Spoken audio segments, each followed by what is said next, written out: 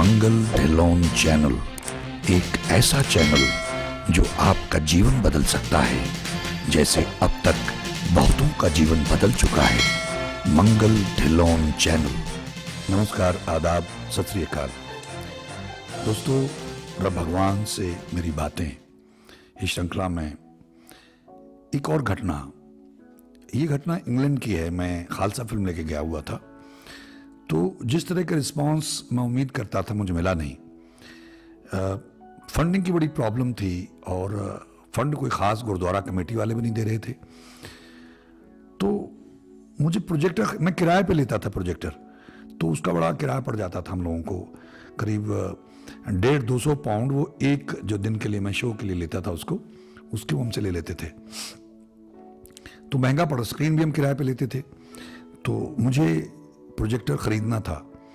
तो एक दिन मैंने साउथ हॉल में अपनी फिल्म दिखाई, खालसा, और फिल्म दिखाने के बाद में मेरा वो आखिरी शो था। उसके बाद मैंने न्यूयॉर्क जाना था, तो मैंने ऐसे गुरु को एक उलाहना दिया, मन ही मन खड़े हुए, कि बापू, मुझे उम्मीद थी कि हमारी सिख कौम जो है मुझे अपने हाथों पे उठा लेगी और फंडिंग की तो कोई प्रॉब्लम ही नहीं रहेगी, क्योंकि ऐसा हमारा विलक्षण इतिहास है और किसी ने इस पे कभी काम नहीं किया है, और मुझे तो छुड़ा के वहाँ इंडस्ट्री लाया, इस तरफ लगाया है।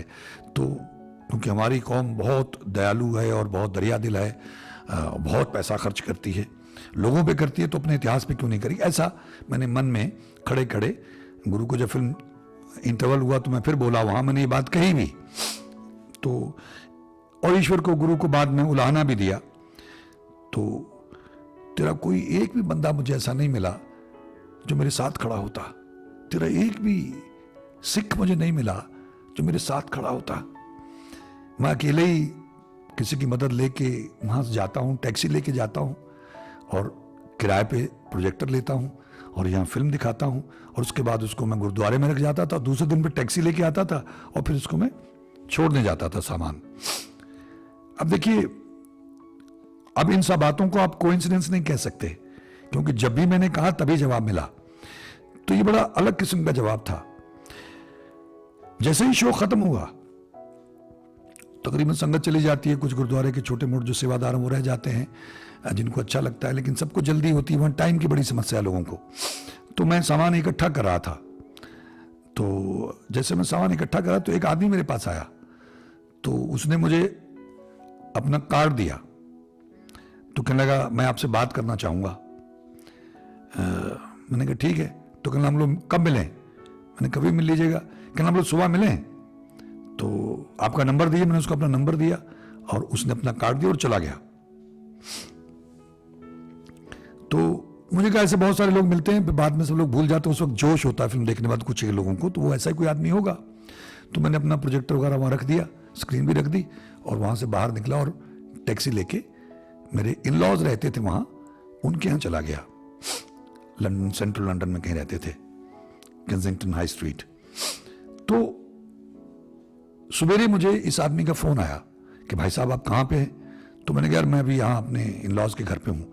तो कहना, आप वो सामान लेने आएंगे गुरुद्वारा साहब? मैंने कहा, हाँ मैं आऊँगा। कितने बजे? इतने बजे। तो कहना, मैं आपको वहीं मिलता हूँ। मैंने ठीक है। तो मैंने टैक्सी ली और वहाँ पहुँचा 10-11 बजे करीब। तो ये आदमी मुझे वहाँ गुरुद्वारे में इंतज़ार कर रहा था। तो उसने मेरे साथ मदद की, और उसके पास अपनी मर्सिडीज गाड़ी थी, और उसने वो स्क्रीन, जो बड़ा बक्सा होता था, वो उसने पिछली सीट पे रखा, प्रोजेक्टर लिया और मुझे गाड़ी में बैठाया। तो कहा, चलो मैं आपको वहाँ छोड़ता हूँ जहाँ आपने वापस करना है। तो रास्ते में उसे पूछने लग गया कि आप ये किराए पे लेते हो? तो मैंने कहा, तो क्या किराया? तो मैंने कैसे 200-250 पाउंड लग जाता है इसका।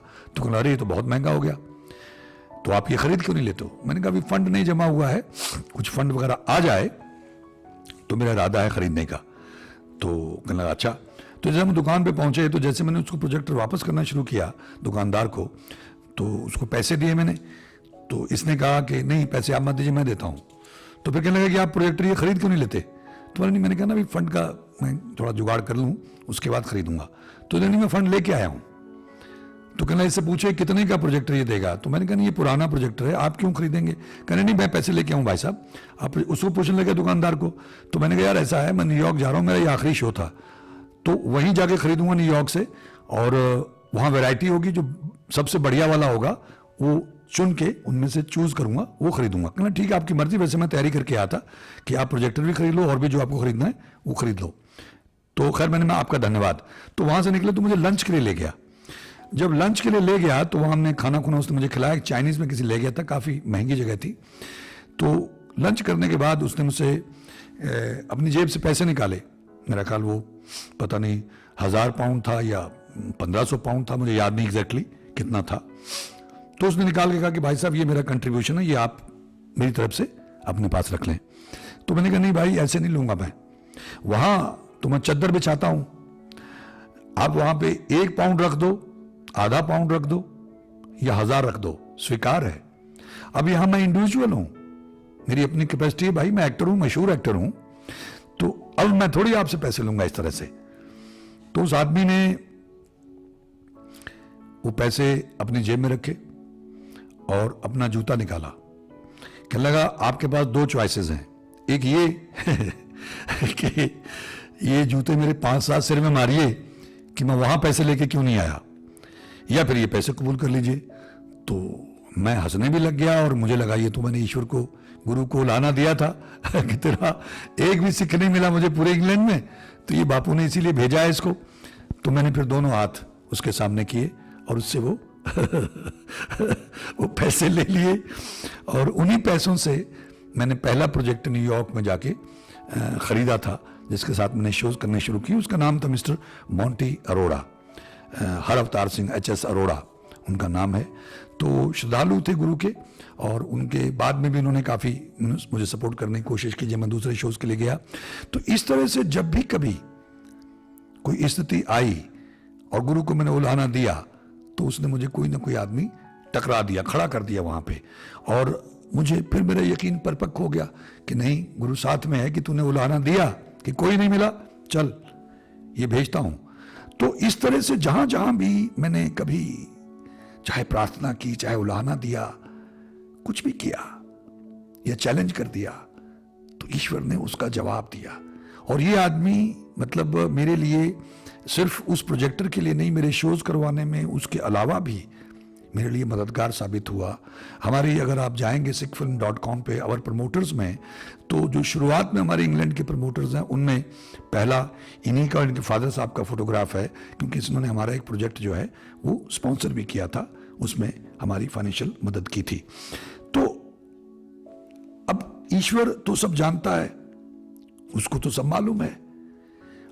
मैं बार बार ये मैंने पहले भी कहा था कि अगर मैं भूल जाऊं, लेकिन ईश्वर मुझे भूलने नहीं दे रहा है कि आप दिल से उससे प्रार्थना करें। तो अगर आप गुरुद्वारे में जाके, मंदिर में जाके, मस्जिद में जाके, चर्च में जाके दिल से उससे प्रार्थना करते हैं, उसको मान के, अगर आप उसको गुरु ग्रंथ साहिब मान के, यानी कि अकाल पुरुष, परमात्मा, परमेश्वर, गॉड मान के परमात्मा उससे आप प्रार्थना करते हैं, तो फिर वो अकाल पुरुष है, वो निरंकार है, वो परमेश्वर है, वो सुन रहा है, वो जवाब देगा।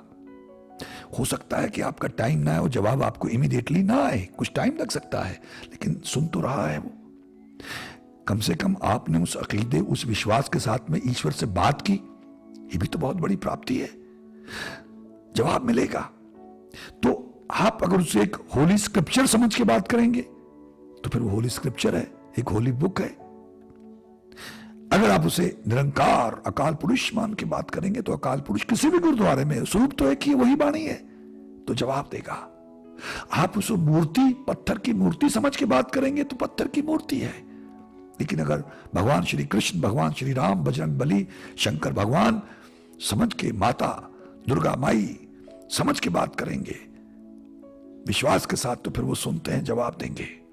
ऐसे ही मस्जिद में जाएं, अल्लाह उसका कोई रूप नहीं है, सारे रूप उसके। अगर उसको, अल्लाह को हाजिर नजर जान के बात करेंगे, तो वो जवाब देगा। ऐसे ही चर्च में आपको जवाब मिलेगा, गॉड आपको जवाब देगा। बात सिर्फ हमारे विश्वास की है, हमारे यकीन की है कि हम क्या मान के वैसे बाई द वे जा रहे हैं और वहां भी अर्जी लगा दी, वहां भी अर्जी लगा दी, या पूरे विश्वास के साथ आप उसके दर पे आए हैं। राख प्रभु पवे मार, तेरे दर पे आए, तेरे सिवा हमारा कोई नहीं है प्रभु, तू ही तू है। कृपा कर दे बापू, दया कर दे, माफ कर दे, मेहर कर दे। लाज रख ले बापू, अपने नाम की लाज रख बापू। जब उस तरह से रोगे, उसके दरवाजे पे नाक रगड़ोगे, माफी मांगोगे, तो क्या पता कब मेयर के घर में आके कृपा कर दे, दया कर दे। मैं उम्मीद करता हूं कुछ मित्रों की बात पकड़ में आई होगी और वो इसका अनुसरण करने का प्रयास करेंगे। अगर वो ऐसा करते हैं तो मैं आपका सदैव के लिए आभारी रहूंगा, ऋणी रहूंगा। आप सबका बहुत बहुत धन्यवाद। ईश्वर आप सबका भला करे। नमस्कार, जय हिंद, जय भारत। मंगल ढिल्लोन चैनल एक ऐसा चैनल जो आपका जीवन बदल सकता है, जैसे अब तक बहुतों का जीवन बदल चुका है। मंगल ढिल्लोन चैनल।